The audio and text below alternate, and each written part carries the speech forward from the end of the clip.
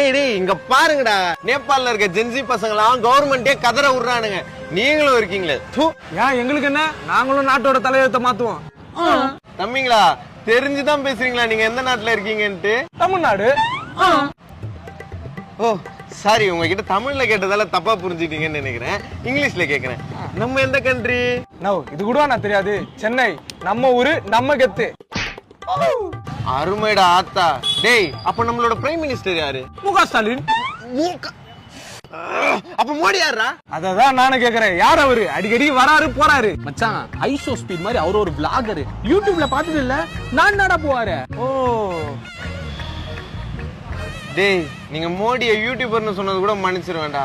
At least உங்களுக்கு GST பத்தியாச்சும் தெரியுமாடா? ஜிஎஸ்டியா? No, GST PC எம்பிசின்னு ஜாதி பாக்குற கூட்டம் நாங்க கிடையாது.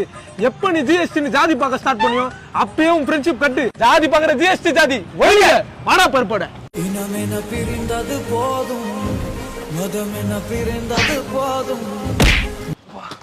அஸ்தாண்டா எருமாட்டு பல்ல.